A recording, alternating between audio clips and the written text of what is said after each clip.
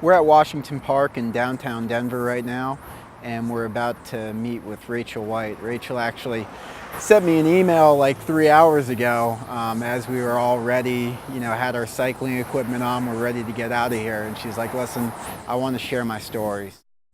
I think for me, the diagnosis, I kind of was in denial because it's not as researched as one would hope and because it seems controversial.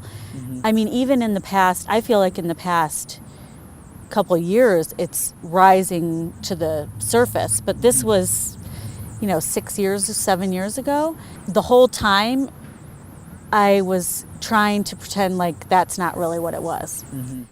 Well, I was a little uncomfortable to speak about my illness. I mean, I think that you go through years and years of not knowing what's wrong with you. You're a little bit made to feel like you're a freak. I mean, or that you're crazy. And so I think it's hard to talk about it, even after you have a, completely positive test result.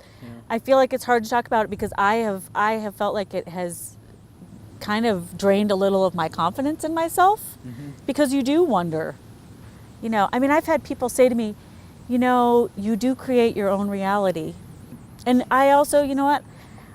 I don't always want to be thought of as the sick person. Yeah. I don't like to think of myself as a sick person, and I don't like people, because I've been sick for so long, you become the sick person. I think the interesting thing is a lot of times when I get together with girlfriends, the best thing to do is kind of laugh about it.